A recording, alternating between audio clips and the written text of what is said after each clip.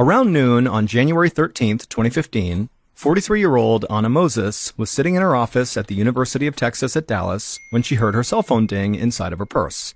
Anna knew she was not supposed to use her cell phone during work, but she had a feeling she'd just gotten a text from someone very special. So Anna kind of discreetly slid her phone out of her purse, and when she looked at the screen, she smiled.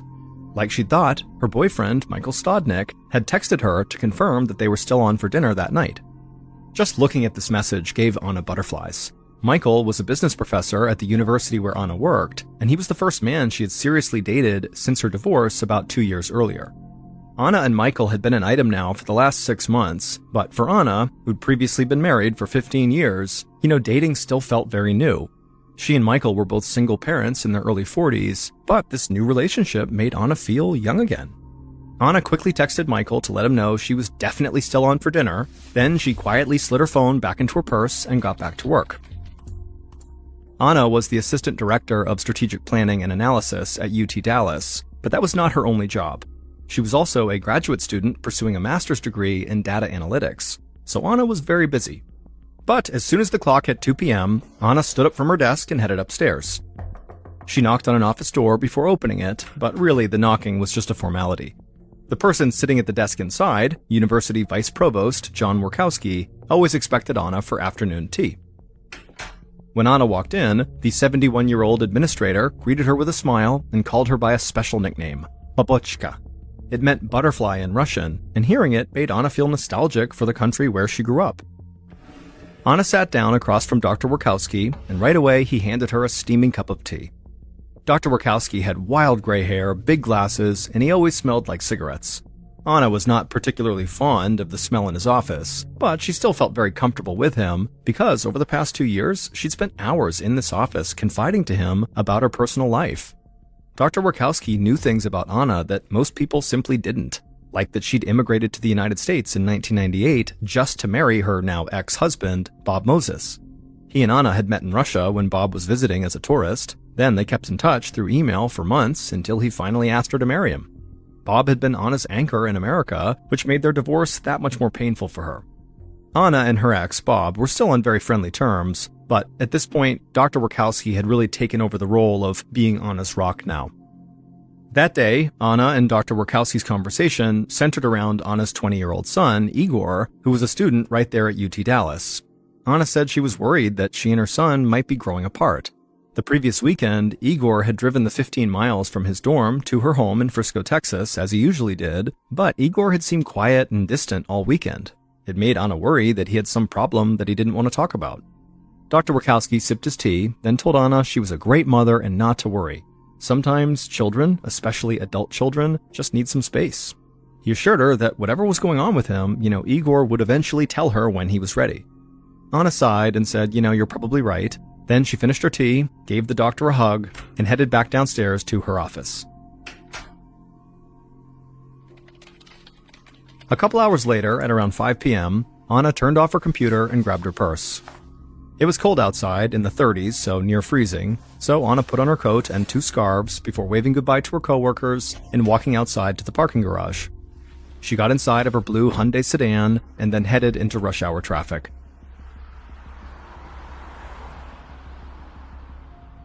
Part of the way home, Anna's stomach began to growl. She was hungry. Anna looked at the clock and saw that it was 5:30, which meant her boyfriend Michael would not be picking her up for dinner for another 2 hours.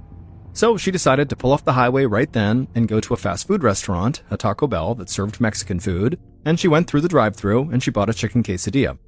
Anna was really hungry, but after receiving the food, she didn't eat it in the car. Instead, she just set it on her passenger seat. Anna generally preferred to keep her surroundings really tidy, and so she never ate in her car. It was just too messy. About 15 minutes later, Anna turned into her neighborhood. As she approached her 2-story brick house, she stopped beside her mailbox and rolled the window down to grab her mail. Then she pulled her Hyundai into the garage. Anna shut the garage door behind her, she gathered up her purse, her mail, and her quesadilla, and she got out of the car. She walked towards the door that led into her home, thinking about how excited she was for her date that night with Michael. But as she reached for the doorknob, Anna heard the sound of rustling behind her, followed by a loud clap.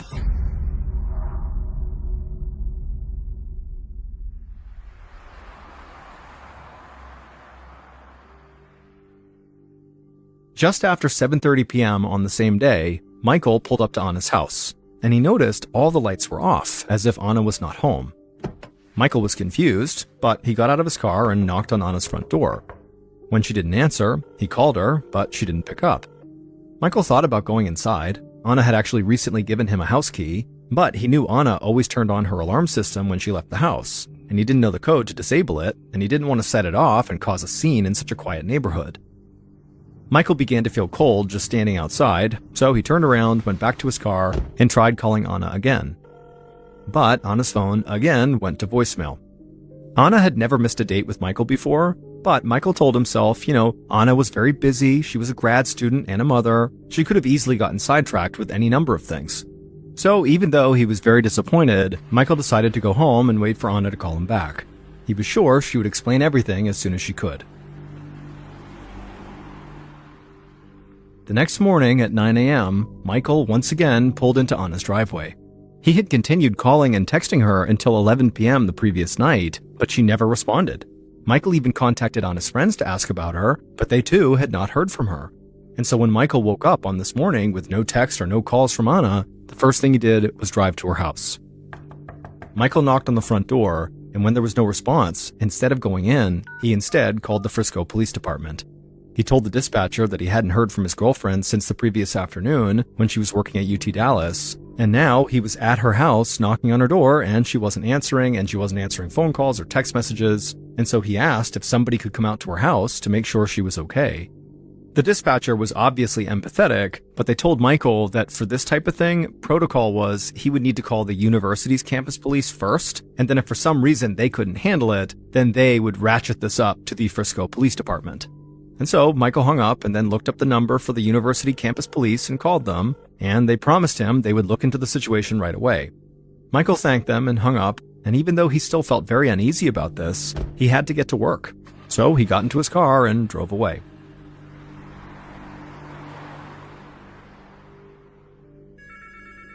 Less than an hour later, Frisco Police Sergeant Jay Ream received a call from the University of Texas Dallas campus police. They told Sergeant Ream they were looking for a university employee named Anna Moses. Her boyfriend had just called to request a welfare check, and the campus police had quickly learned that Anna did not show up for work that day, which her coworkers said was highly unusual. Because Anna was not actually living on campus, the university officer asked Ream if he could go check her home in Frisco. Ream said he was on it, and a few minutes later he was out the door, headed towards Anna's address. Ream got there at 10:50 a.m. and knocked on the door. When nobody answered, Sergeant Ream tried the doorknob, but it was locked. Ream knew he could knock down Anna's door, but that seemed extreme. Instead, he called the campus police back and asked if they knew anyone who could let him inside. Over an hour later, at 12:05 p.m., two cars pulled up outside of Anna's house. A campus police officer stepped out of one, and Anna's son, Igor, got out of the other. The university police had been able to find Igor on campus, and he told them he had a key and knew the alarm code to his mother's house. Igor nodded curtly at Sergeant Ream, then unlocked his mother's front door and walked inside and disabled the alarm. As Ream entered Anna's home, Igor walked past him and back outside. He did not seem concerned at all about his mother. He just said he'd be out in the car waiting for whenever they were done. Sergeant Ream thought Igor's behavior was strange, but he couldn't worry about that right now. Instead, he and the university police officer walked into Anna's foyer. The house was totally silent except for the officer's footsteps on the tile. They searched the first floor, but they didn't find any sign of Anna, and they were about to head upstairs when the sergeant remembered they should scope out the garage. Ream made his way to the door that led to the garage, and he opened it. And right away, even in the darkness, he could tell Anna's car was not parked inside, making the garage feel very empty. Then he flipped on the overhead light, and he gasped. Anna was lying on her back on the garage floor with blood coming out of her mouth, and there were bullet casings all around her. It was obvious just from looking at her that she was deceased. The university officer came over and looked into the garage too, and instantly brought a hand up to his mouth in shock. Neither of the officers had ever seen anything like this before. Frisco was an extremely safe community with very few violent crimes. It actually had been called one of the safest cities in the entire United States. But that only made Anna's apparent murder that much more shocking. Her quiet suburban home was now a crime scene. Even though he rarely worked homicide cases, Sergeant Ream knew the protocol.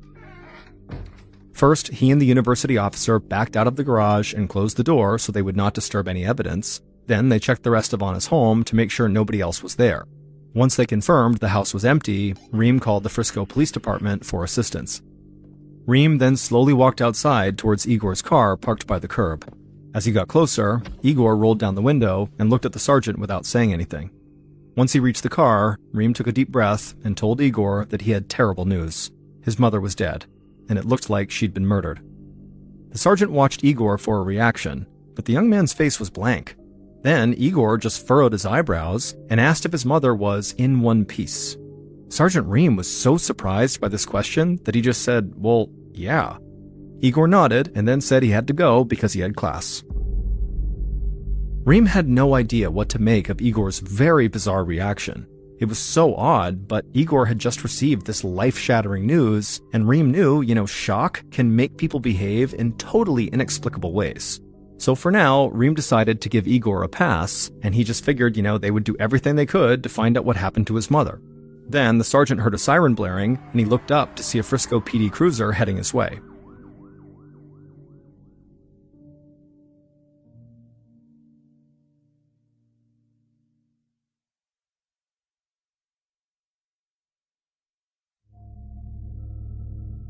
A few minutes later, Frisco detective Brian Schutte and Texas Ranger Ruben Mankin stood inside of Anna's garage. The two men were from different agencies, but they'd both been assigned to lead the case together. The crime scene made Schutte feel totally sick. He was a very young detective, and this wasn't just the first time he'd be leading a murder investigation. This was his first murder case that he'd ever worked on. Detective Schutte squatted next to Anna's body. She was still wearing a heavy coat and 2 scarves, but he could see a bullet wound in her neck. And scattered on the floor around her were a few unopened envelopes, an empty Taco Bell wrapper, and a black purse. There were also a handful of bullet casings, which the detective identified as coming from a .22 caliber gun. Detective Schutte told Mankin that it seemed like Anna had been outside, which is why she was wearing warm clothes, and she had come in and was carrying her mail, purse, and fast food trash when somebody shot her in her garage. Schutte figured that Anna had likely been killed the previous evening when she came home from work.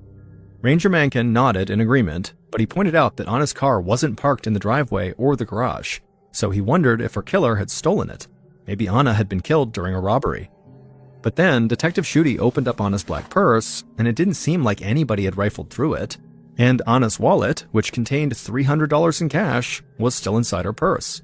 And the inside of Anna's house also looked totally undisturbed, so if this was a robbery, the only thing the killer stole was Anna's car, which didn't really make any sense. Schutte told Mankin that he really wasn't sure about the robbery theory, it felt kind of weak, but the missing car did give them a good place to start.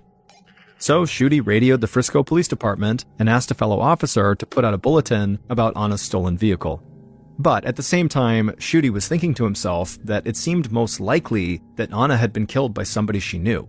After all, the killer had clearly gained access to the garage without breaking in, and the young detective couldn't stop thinking about the very strange statements and behavior of Anna's son, which the local police had briefed him about. Schutte really wanted to interview Igor as soon as possible. Later that afternoon, Detective Schutte sat down across from Igor inside of an interview room at the Frisco police station. Igor looked remarkably calm, and when he spoke, his voice was flat and emotionless. The detective asked Igor to please talk about his relationship with his mother. Igor said that he and his mother had always been very close. They both loved music, and when Igor joined a Christian rock band as a teenager, his mom supported him and came to almost all of his shows. Even now that Igor was living on his own at college, he still went home to visit her every weekend. Anna kind of babied him by doing his laundry and cooking for him, but Igor kind of liked it. But he said seeing Anna divorce his dad had been really difficult. Bob actually was not Igor's biological father. He had adopted him. And so for Igor, he looked at Bob as his father. That was his dad. And when Igor said that, Schutte stopped him because he hadn't realized Bob was not his biological father. But Igor explained that his mother had actually been married twice, once briefly to a man in Russia and then to Bob in the United States. The Russian man was Igor's biological father, but Bob had legally adopted Igor when he was just 4 years old. And as Igor talked about his dad, Bob, he became emotional. Igor said he, personally, Igor, had been diagnosed with a rare form of bone cancer when he was just 8 years old, and his dad had always been there to support him. Igor's cancer eventually went into remission, but the experience showed Igor that Bob genuinely loved him like he was his own son. Detective Schutte couldn't help but feel moved by Igor's story, but he wanted to stay focused on the horrible crime he was still investigating. So he asked Igor if there was anyone who would want to hurt his mother. Igor thought for a moment and then said no. But he added, whoever killed his mother should be forgiven. Igor said he was a devout Christian and he believed all people, even killers, should be treated with mercy. Schutte was shocked. Igor did not seem to care at all that his mother was horribly murdered, but the detective just stared at the college student trying to remain professional and followed up by asking Igor where he'd been the previous evening. Igor said he had been in class from around 5:30 p.m. to 9:45 p.m., and he had classmates who could vouch for him. Schutte did not have any evidence that would allow him to hold Igor any longer, though he still felt very suspicious of him. But despite Schutte's inexperience as a detective, he still knew the worst thing an investigator could do right now was get tunnel vision about one suspect.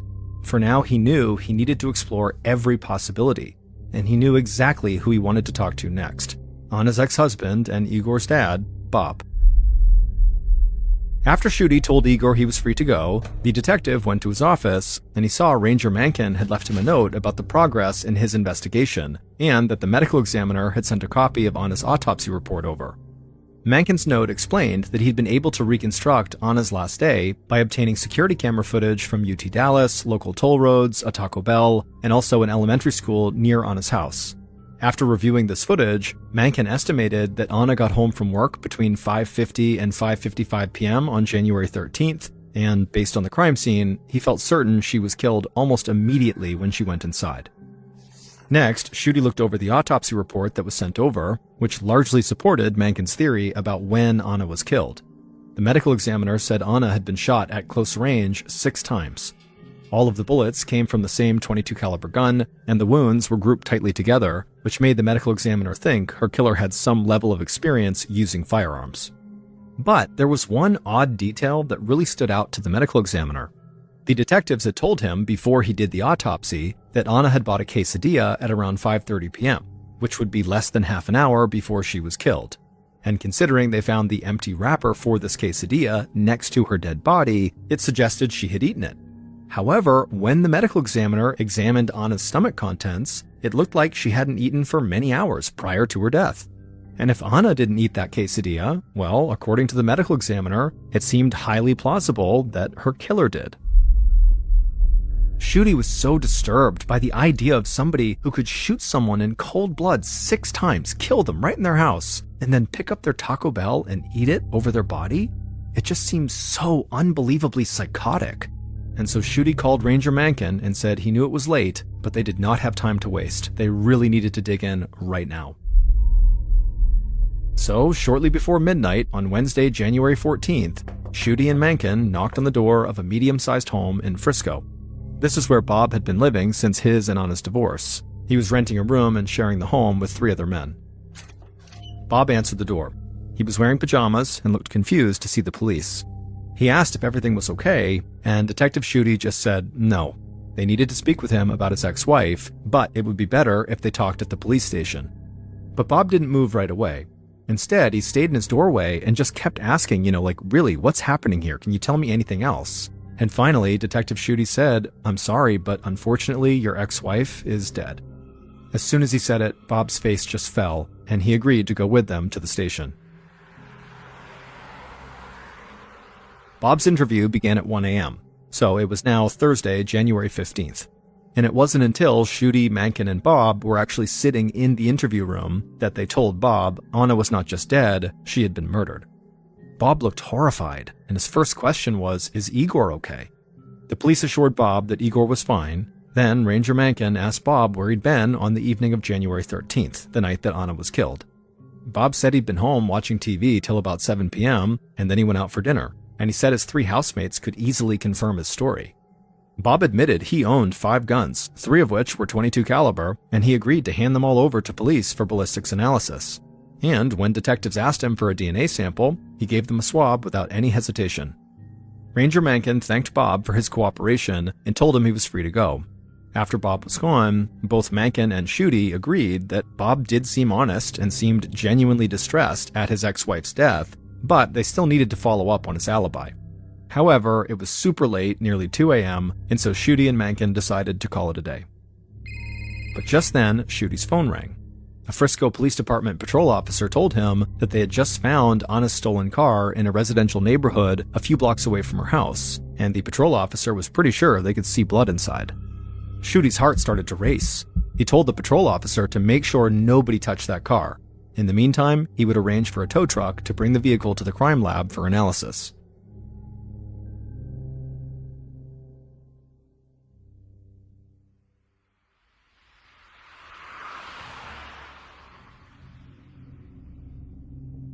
After a few hours of sleep, Schutte arrived at the Frisco Police Department crime lab early on Thursday morning. Anna's blue Hyundai sedan was there, and a technician was waiting to brief the detective on what they'd found. The technician said the vehicle was remarkably clean inside, except for a few things. There was an empty Red Bull energy can, there was a cigarette butt, and there were 2 small bloodstains, one on the right side of the driver's seat and one on the center console. Schutte was really excited at this news, and so he had the can, cigarette, and swabs of the blood sent off for DNA testing, along with the swab that Bob had given them during his interview. But Schutte knew it could take weeks to get these results back, so for now, he still had to continue with old-fashioned detective work. The most obvious person to interview next was Anna's boyfriend, Michael. He agreed to come in for an interview, and soon Schutte was sitting across from the business professor at the police station. Michael leaned forward and ran his hands through his short brown hair. He looked anxious, and before Schutte even began the interview, Michael asked if he should have a lawyer. The detective promised him this was all totally routine. Michael picked at his fingernails as he told Schutte that he and Anna had not been dating for very long, but their relationship had been moving in a good direction. He said a few days ago, on January 13th, he'd gone to Anna's house to pick her up just after 7:30, and he'd been confused by her absence. And now he was horrified to know Anna had been lying dead in her garage the entire time he was there. Once Michael began talking, he started to open up a bit more, but as soon as Schutte asked him for a DNA sample, he clammed up. Then he asked again about maybe getting a lawyer. The detective said that really wasn't necessary, but he would give Michael some time alone to decide whether he wanted to cooperate. Schutte left, but what Michael didn't know was that the detective could still see and hear Michael through a camera in the corner of the room. So Schutte watched as Michael began mumbling to himself. The detective could not make out all the words, but at one point, Michael asked himself, "Am I overreacting?" A few minutes later, the detectives went back in and asked Michael if he had made a decision. Michael said yes. He said he would give a sample of his DNA. Schutte smiled, and then he got the swab from Michael and told him he was free to go. Then Schutte sent this newest DNA sample to be tested against the other items from Anna's car. While they waited for the DNA results, Detective Schutte and Ranger Mencken interviewed some of Anna's friends and co-workers. And quickly, the investigators soon learned that Bob and Michael were not the only men in Anna's life. Anna's friends pointed detectives towards a man named Jerry Caspel, a poet who they said had a deep spiritual bond with Anna. Her co-workers also mentioned a vice provost at UT Dallas named Dr. John Workowski, who seemed to be Anna's mentor. Detective Schutte contacted Jerry first, and when he arrived for his interview, he was totally overwrought and on the brink of tears. He told the detective that Anna was his muse, and without her, he didn't know if he'd ever be able to write poetry again. Schutte narrowed his eyes at Jerry's very melodramatic display, but he let him keep talking. Jerry explained that he met Anna at a public speaking course a few years back, and they'd bonded over their love of art. They often went to the opera together, and Anna would read and edit Jerry's poems. He'd published 2 books of poetry and dedicated them both to her. Schutte thought this connection sounded very intense, so he asked Jerry what Anna's boyfriend thought about them being so close, and Jerry looked surprised. He said he didn't even know Anna had a boyfriend. But regardless, he insisted their relationship was not romantic, it was purely spiritual. The detective found the whole tale pretty hard to believe. He asked Jerry if he owned any firearms, and Jerry said yes, he had a .22 caliber handgun.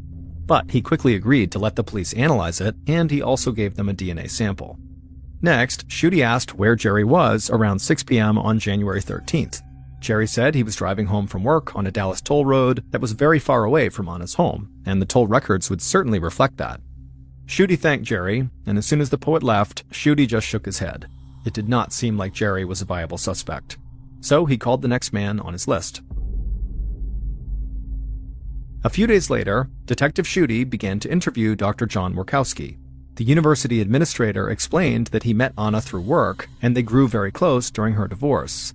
Then, Dr. Warkowski said something surprising. He told the detective that he and Anna once had an affair. Schutte stared at the man, who was 70 years old, making him 27 years older than Anna. Dr. Warkowski said he knew that he and Anna seemed like an unlikely pair, but it really was true. He said Anna wanted to have a relationship with him, and he had to cut it off because of their age difference. It just seemed totally inappropriate. But they still remained close friends, and so Dr. Warkowski knew very intimate details about her life, like how she struggled emotionally and financially after her divorce. Dr. Warkowski said he considered it his privilege to help Anna with money. In fact, in the 2 years since her divorce, he'd wired her a total of $46,000. Dr. Warkowski insisted this money was given as a gift with no strings attached, but Schutte was not convinced.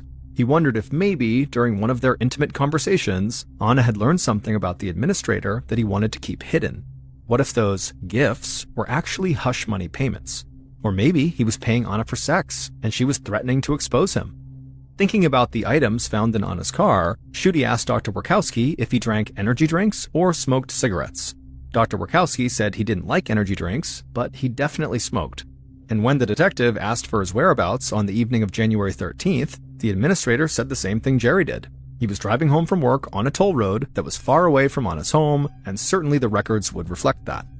Schutte made a note of this, but unlike Jerry, he didn't think this let Dr. Warkowski off the hook. So Schutte asked the administrator if he'd be willing to give a voluntary DNA sample. Dr. Warkowski said he was happy to do anything that would help the police solve this case. So he let the detective swab the inside of his cheek before he left the police station. At this point, Detective Schutte felt like he had 5 strong suspects: Anna's son Igor, her ex-husband Bob, and her boyfriend Michael, plus the poet Jerry, and the university administrator Dr. John Warkowski. They all claimed to have alibis, however, none of them had been corroborated yet. Detective Schutte briefed Mencken on everything he discovered about these suspects, and Mencken agreed that they couldn't rule any of them out quite yet. Shortly after that, the detectives got disappointing news from the ballistics analysis on Bob and Jerry's guns. None of the guns matched the one that killed Anna, so they still didn't have the murder weapon.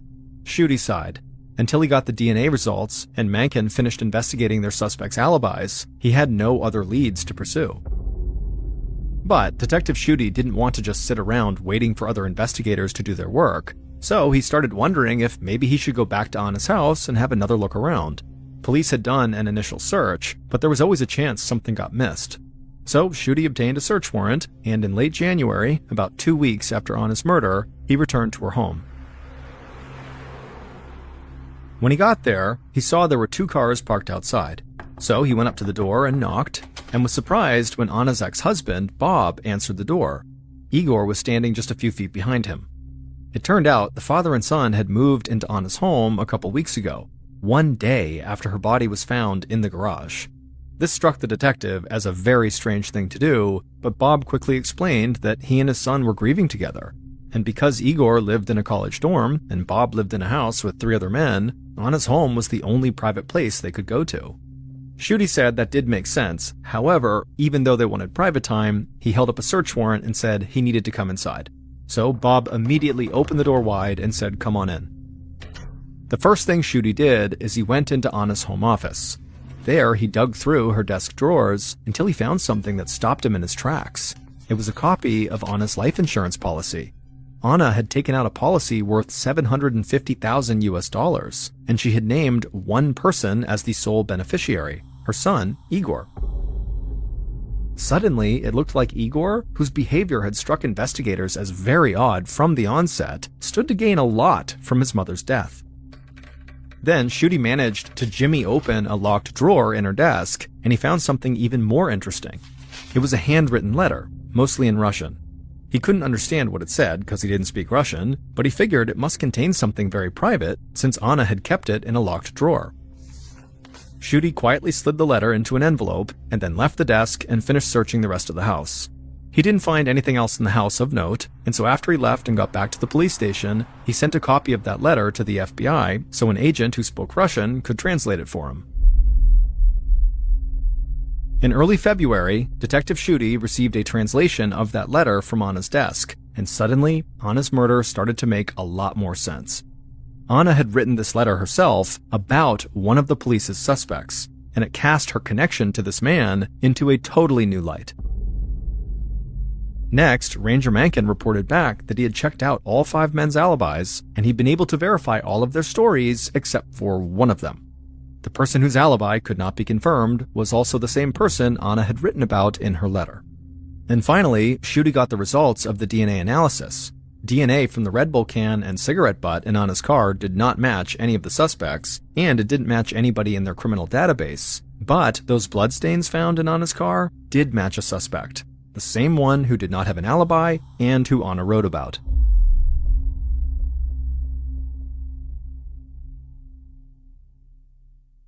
And so, based on this evidence, along with further investigation into this primary suspect, here is a reconstruction of what police believe happened to Anna Moses when she returned home from work on January 13th, 2015.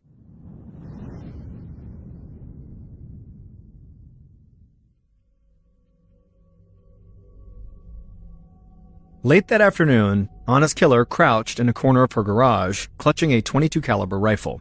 He'd been able to slip inside a few minutes earlier because he knew the code to open the garage. Now he was waiting for Anna to get home. Just past 5:50 p.m., the killer heard the sound of the automatic garage door sliding open. Light began to fill the dark garage, and so as it did, he pressed his body back against the wall, trying to be as small and out of sight as possible. He watched as Anna pulled her car inside. The garage door shut, and the killer heard Anna's car door open and then close. Then he listened to her footsteps as she walked towards the door to her house. But before she could open it, the killer stood, raised his gun, and fired 3 shots into her back. Anna spun around in shock. She dropped her mail, purse, and the quesadilla she'd been carrying but not eating. Before she could say anything, the killer fired 3 more shots. 2 hit Anna in the chest, and the other hit her in the neck. Anna crumpled to the ground with blood flowing out of her mouth. Anna's killer slowly lowered his rifle and walked towards her. He watched her chest for any sign of movement, but it wasn't moving. She was not breathing. So he picked up her car keys off the floor and was about to get into her car when he saw the uneaten chicken quesadilla on the floor. So he picked it up, ate it right next to her body, and left the wrapper behind. The killer then got into Anna's car, opened up the garage door again, backed out, and shut the door as he drove away. But he didn't realize that he had a cut on his right hand, and it was leaking blood onto Anna's car seat and center console. The following evening, the killer abandoned the blue Hyundai in a neighborhood a few blocks away from Anna's home, and as law enforcement investigated Anna's murder, her killer did his best to appear very cooperative. He agreed to be interviewed, and he agreed to give a swab of his DNA. But at the same time the killer was kind of putting on this act, in the background, he was doing everything he could to profit off of Anna's death. And that's what police understood as soon as they read the translation of that Russian letter. It was a note that Anna had written to her lawyer in 2013 during her divorce from Bob, and she told her lawyer that Bob was now threatening to kill himself and frame Anna as his murderer just so her son, Igor, would hate her. When Detective Schutte read this, he realized Anna and Bob's divorce was not nearly as amicable as people thought. In fact, the couple had a long history of problems. In 2008, Anna visited a counselor after learning Bob had an affair. She wanted to leave him, but said she felt indebted to him because of how much he'd helped her during Igor's cancer battle. And years later, Anna had called one of her close friends crying, saying she had locked herself in a closet because she was afraid Bob was going to kill her. Anna hid these ugly realities about Bob from her son because she knew her son loved Bob. Bob was the only father figure Igor had ever known, and Anna didn't want to damage that relationship, even if it meant she had to act friendly towards a man she feared. But Bob was angry that Anna divorced him, and he was filled with jealousy over Anna's relationship with Michael. Adding to Bob's bitterness, Anna got total ownership of the large 2-story house they used to share. Bob claimed that at the time Anna was killed, he was at home watching TV, but his housemates told police they did not remember him being home at that time. And while none of Bob's guns matched the murder weapon, he was a military veteran with experience using guns. And so police believe Bob must have taken apart the murder weapon and hid or destroyed the pieces. And if police had any doubts that Bob was the killer, well, the DNA evidence totally erased those doubts. it was clearly Bob's blood inside of Anna's car, likely from a cut on Bob's right hand that he had bandaged by the time he met with police. On February 26, 2015, Detective Schutte and Ranger Mankin arrested Bob at Anna's home. Bob maintained his innocence and pleaded not guilty at his trial. Bob's defense argued that there were too many unanswered questions in Anna's murder, like whose DNA was on the Red Bull can and the cigarette butt found in Anna's car. But the prosecution argued that Bob may have planted this evidence just to confuse investigators. In the end, a jury found Bob guilty of murder, and a judge sentenced him to life in prison. Bob would appeal his conviction in 2018, but an appeals court upheld the jury's original ruling, and to this day, Bob remains incarcerated.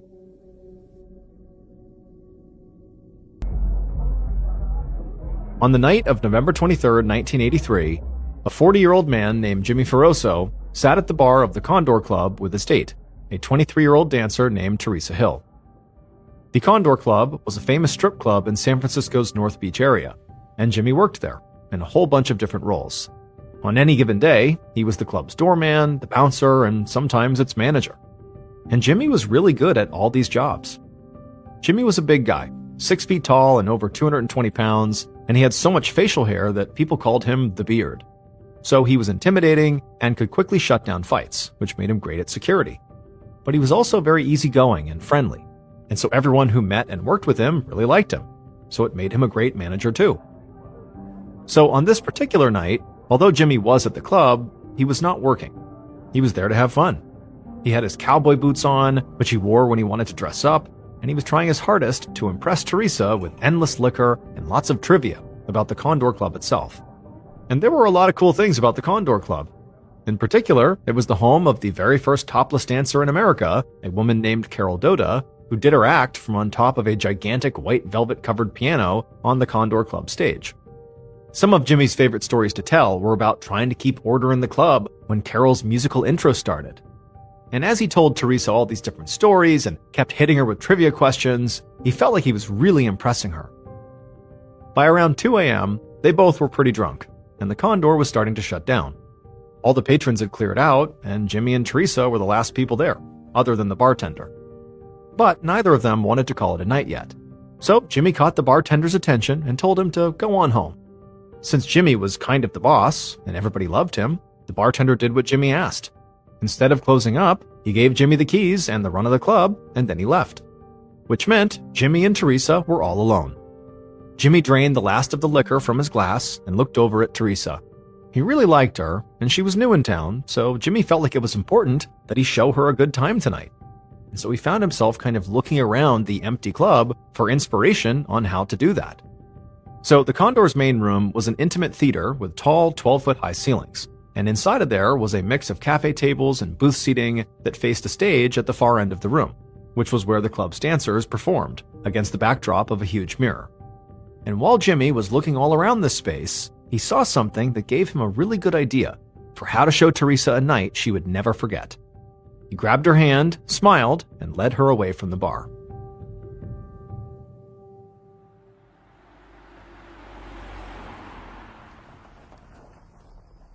A little while later, at around 3 a.m., a man named Art Thanash arrived at the Condor Club. Art didn't work at the Condor Club, he worked at a shipyard in town, and he was actually on his way there now. He was only stopping by the Condor as a favor to the club's owner. The owner was out of town and had asked Art to handle the club's money while he was gone. So Art's plan was just to run this errand and then head to work right after. But when he tried to open the door of the club, he couldn't get in.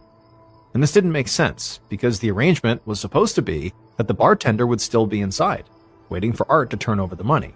So the door, at this point, should still be open. But as Art jiggled the knob and pounded on the door itself, he realized it must be locked from the inside. Art stood there for a second, trying to decide how urgent of a problem this was. The locked door could mean there was some kind of trouble, but he decided that more likely, it was just a minor mistake. Maybe the janitor was in there and he had locked the door out of habit. Art couldn't just hang around indefinitely waiting for the janitor to open the door again. He had to get to his own job. So that's what he did. He headed to work and began his shift. But a few hours into his shift, he realized he just couldn't concentrate. He kept thinking about the locked door. something about it just felt wrong, but he couldn't quite identify what it was. It bothered Art so much that he decided he couldn't wait until lunchtime. So, at around 7 a.m., he told his boss at the shipyard that he had to take care of something and that he'd explain it later. Then, he headed back to the Condor Club. When he got there, he tried the door again and found that it was still locked. This time, Art was not going to give up. He knew the deadbolt was a very weak brass lock and assumed it would not be that hard to break. So he kicked the door as hard as he could, and it worked. The door popped open. The instant Art was inside, he knew his instincts had been right. Something was horribly wrong at this club. Because from somewhere inside the club, someone was screaming for help. Except when Art looked around, he couldn't see anyone or anything that could explain the screaming. The club appeared to be totally empty. And as Art began frantically looking around for the screaming person, he realized that the acoustics of the screaming didn't make sense. They seemed to be bouncing off the walls, and he couldn't follow them to their origin point. It almost sounded like they were coming from above him, but that didn't make sense at all, because the only thing above him was the ceiling. Art looked up anyway, and the second he did, he gasped, because what he was looking at up there was inconceivable. But as he blinked and it didn't go away, he realized that what he was seeing was really happening. Art sprang into action. This was horrific, but he thought maybe it was still fixable. So he ran over to a panel on the far wall of the club and he flipped a switch, but nothing happened. He flipped it again and again, hoping to hear something start moving around, but no, nothing happened. And that's when he realized the switch must be broken. Art knew he needed to try something different, so he turned around and ran to the staircase that led up the back of the club to the dressing rooms. So in the Condor Club, the dressing rooms were on the second floor, directly above the main stage. Now, most of the dressing rooms were just typical rooms. They had closets and makeup mirrors and bright lights. That was it. Nothing unique about them. However, there was one particular room that did have one unusual feature. It was the dressing room that the famous topless dancer Carol Doda had used. And the unusual thing about this room was that it had a tunnel. This tunnel went down through the floor and led to an opening where you could actually look down onto the stage in the club's main room from the ceiling. And so that's where Art went. He entered Carol Doda's dressing room through the regular door, and then he crawled into that tunnel so he could look down at the horrific thing he had seen from a different overhead angle. And when Art was in that tunnel and finally got a good view of what was happening, he knew this situation was not fixable. He scrambled backwards out of the tunnel, back through the dressing room, down the stairs, and back over to the bar. He picked up the phone and called the police.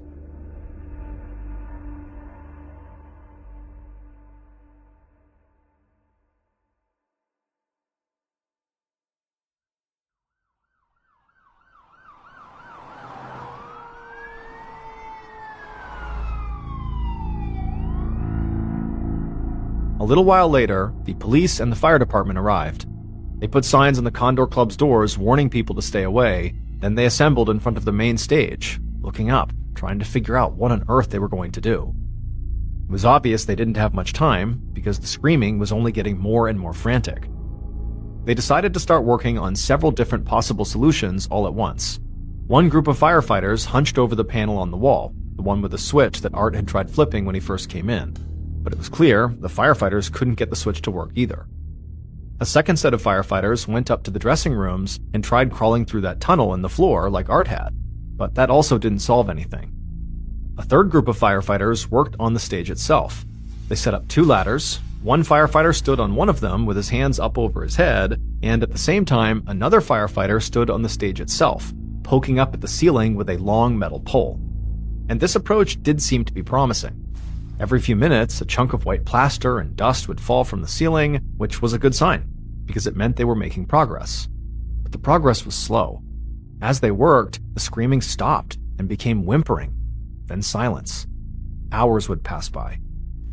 But finally, one more clump of plaster dropped to the floor, and this loud whirring sound filled the air. And for the first time since they had arrived at the Condor Club, the firefighters and police officers stopped staring at the ceiling. Instead, they watched as something enormous descended toward the floor.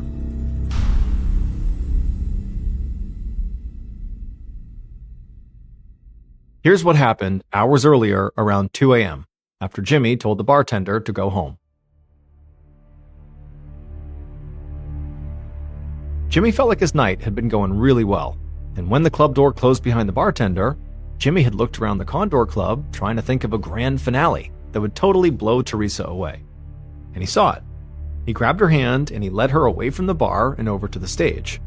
They climbed up onto the stage together and walked to the center, so they were standing at the gigantic white velvet-covered piano that the topless dancer Carol Doda had used in her act. Jimmy kissed Teresa and then leaned her backwards so that she was laying on top of that piano. His grand finale idea was to be intimate with her on top of this famous piano. And Teresa was into it. They were both very drunk and making out and having a generally excellent time. But remember, Jimmy was wearing his cowboy boots because he was trying to look his best for Teresa. And the thing about cowboy boots is that the toe portion is pointed and extends far enough beyond your actual toes that if you were to, say, hit something small with the toe of your boot, you might not actually feel it. And this was very likely what happened to Jimmy, because Carol Doda's piano did not just sit stationary on the stage.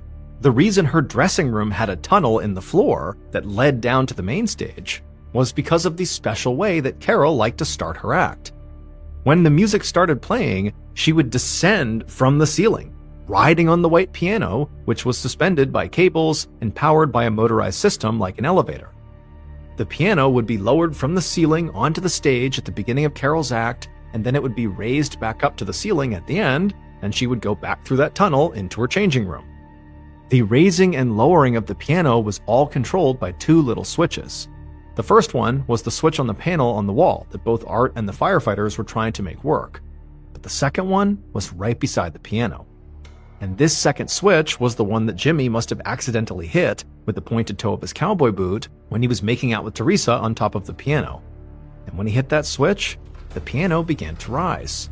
But Jimmy and Teresa were too drunk to hear the cables start to whir or feel the piano lift them up. It would have taken about 90 seconds for the piano to get all the way up to the ceiling. And during that time, Jimmy and Teresa didn't notice.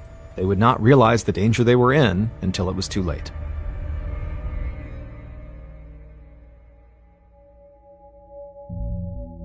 Fast forward several hours, the moment that firefighters managed to fix the switch mechanism that raised and lowered the piano. The piano's motor had burned out after Jimmy had flipped it on, which was why the switch on the wall didn't work when Art and the firefighters first tried it. But the firefighters chipped away at the ceiling and repaired the mechanism, and when they did, the piano began descending from the ceiling.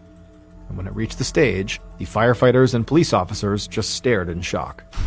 Because there, on top of the piano, lay Teresa and Jimmy. Teresa had been the one screaming.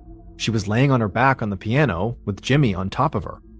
She was bruised and bleeding, but alive. Jimmy was not so lucky. His huge body had been crushed between the piano and the ceiling. This had very likely saved Teresa's life, but it killed Jimmy. Teresa was treated at the hospital and released the same day. When police spoke to Teresa, she would say that she had been so drunk she really couldn't remember anything.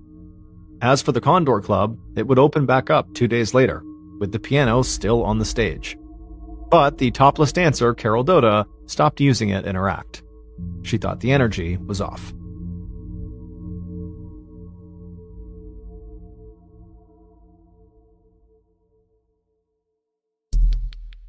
Our next story is called Famous.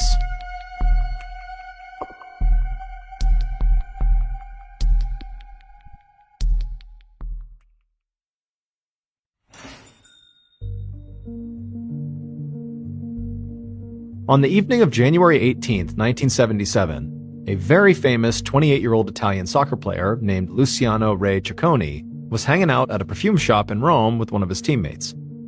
Luciano and his teammate, whose name was Pietro Gadin, had dinner plans later, so right now they were just killing time till their table opened up. And they knew it was easier to kill time inside the relative privacy of a shop rather than out on the street, because basically everywhere they went, they got recognized by fans who would flock to them asking for their autographs or trying to shake their hands. This was particularly true of Luciano, who was a handsome star midfielder that people called the Blonde Angel. He was almost like the equivalent of Tom Brady or LeBron James, but for late 1970s Italian soccer. So, since Luciano and Pietro were friends with the owner of this perfume shop, they had ducked inside of it. And now they were just laughing and talking and having a relaxed, easy time and just kind of minding their own business. Luciano, who had a very good sense of humor, was just cracking jokes left and right, and Pietro and the perfume shop owner thought it was great. This night was supposed to be a celebration for Luciano, who had just come out of one of the hardest periods he'd ever experienced in his whole career. His beloved coach had died about a month earlier, and then also Luciano had gotten a bad knee injury, which had kept him from playing for weeks. It had all taken a very serious emotional toll on him.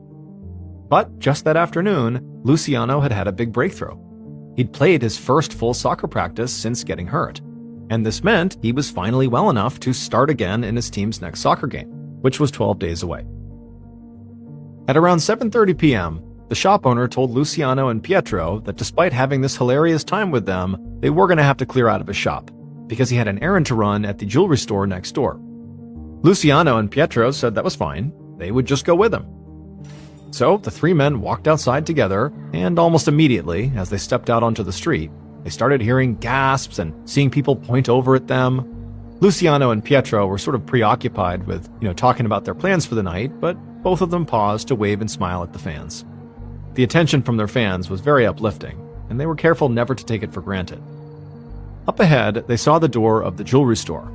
It wasn't kept locked for safety, like a lot of the jewelry stores in Rome were at this time. So the perfume shop owner pushed it open and led the group inside. The men could see the owner of the store behind his counter, with his head down, writing notes inside of a sales ledger. The jewelry store owner was a 44-year-old man named Bruno Tabacchini, and he'd been in the jewelry business for years. However, he was starting to tire of this line of work, and recently he'd been thinking about getting out and trying something new. He just didn't know what. On this evening, however, he wasn't focused on any of that. He was just exhausted from dealing with the steady stream of customers coming in and out. It had been a long day, and he was looking forward to closing up and going home.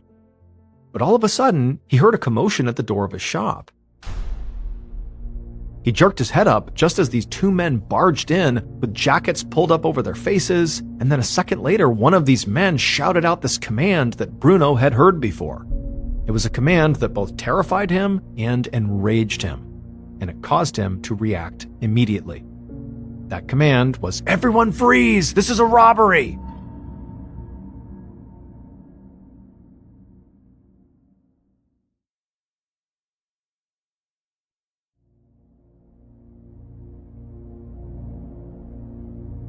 Bruno had been robbed once before, 11 months earlier, and it was terrifying, and now he was reliving that trauma all over again.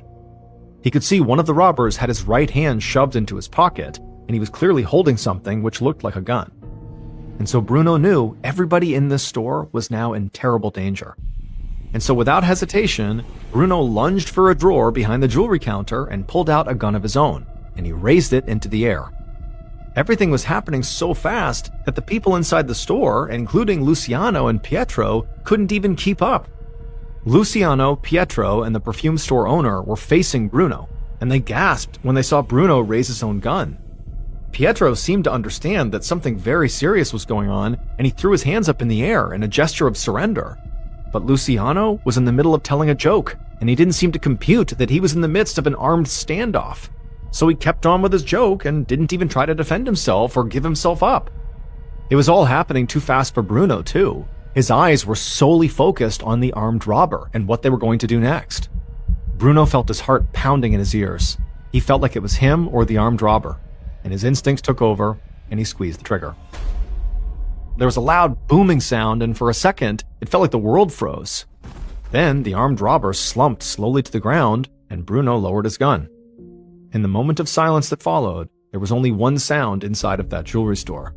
It was the voice of the armed robber. He was saying something. It was quiet but distinct, and Bruno was able to make out the words. But this time, unlike when the robbers first burst into the store, the words that the armed robber said, they didn't ring any bells for Bruno. In fact, they made no sense at all. So, as one of the store customers ran out the door to go find a police officer, Bruno just stood there behind his counter in total confusion.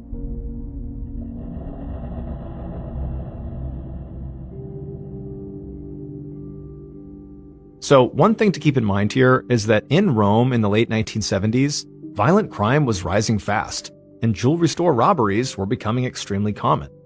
In fact, just a few hours before the robbers entered Bruno's store, a different jewelry store in Rome got robbed. This meant that when the police arrived at Bruno's shop, they figured they were just walking into another typical holdup. And when they actually first stepped inside, that is what it looked like. Bruno was behind the counter, freaking out about what had just happened. The unarmed robber was standing in a corner in shock, and the armed robber was laying in the middle of the floor in a pool of blood with a bullet hole in his chest. But then the customers in the store began telling the police the words that the armed robber had said as he fell to the ground. And that's when the police realized this was not a typical robbery. In fact, they knew that what had happened inside of the shop was about to be worldwide news. After Bruno fired that single gunshot into the armed robber, the confusing words the armed robber then uttered were, "It was just a joke." The robbers were not actually robbers. It was Luciano and Pietro.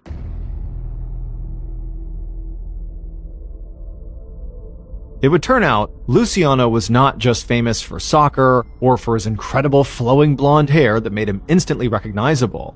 He was also very well known for his sense of humor.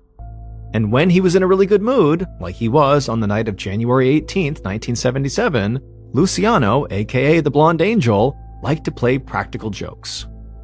So, as Luciano and Pietro had left the perfume shop and fans were yelling to them and waving and they're kind of waving back and they were getting ready to go next door to the jewelry store, well, Luciano pulled Pietro into this conversation where he pitched him his big idea. Why don't we fake a robbery as a prank? Luciano thought it would be hilarious and a great story for this jewelry store owner to tell that he'd been held up by the Blonde Angel himself.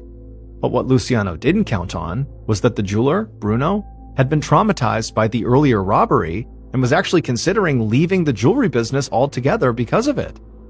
And perhaps most importantly, Luciano had no way of knowing that Bruno didn't care at all about soccer. He was probably one of the only people in Rome who wouldn't recognize Luciano or Pietro. So when the two soccer stars ran in pretending to be robbers, Bruno thought it was real. When Bruno pulled out his own gun, Pietro realized immediately that this joke had gone south, and he put his hands in the air to say, "Hey, it's a joke." The perfume shop owner was not involved in this prank at all in the first place, so he just stood there and did nothing. But Luciano, who was in this very playful and happy mood, was slow to recognize the real danger here. And so he pulled out his pretend gun from his pocket, which was actually just his hand with his thumb and forefinger extended, and he playfully aimed it at Bruno. And Bruno, who kind of had tunnel vision at this point, didn't see that he was actually unarmed. Instead, he thought this was real, he's about to get shot himself, and so he fired. Luciano would die in the hospital 30 minutes after being shot. The story of his prank robbery did become international news. Bruno was arrested, but the charges were ultimately dropped because a court decided he was acting genuinely in self-defense. The big soccer game, the one that Luciano was so excited to play in again, that was actually the whole entire reason he was out celebrating to begin with on the night he was killed, was held 12 days later, and instead of celebrating Luciano's heroic comeback, his fans held a moment of silence in his honor. And so, Luciano and Jimmy's stories are a stark reminder that even if you think your crazy idea is a good one, you can't risk it.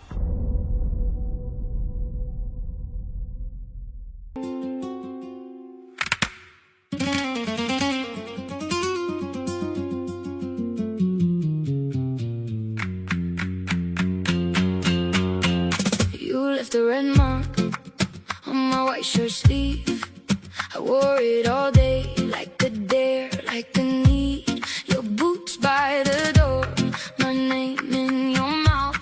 We fight like a prayer, then we burn it out. Say my name slow and pull me close. One step back and we both let go. The room goes still when you lean in again. I know that look, it starts the same.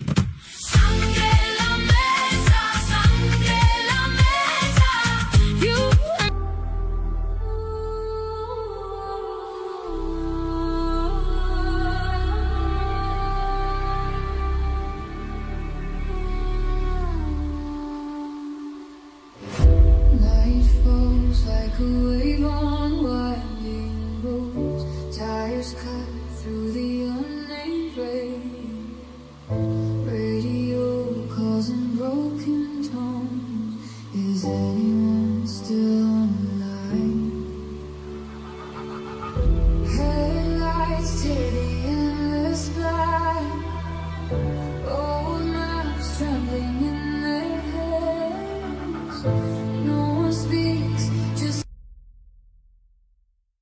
A quick note about our stories. They are all based on true events, but we sometimes use pseudonyms to protect the people involved, and some details are fictionalized for dramatic purposes.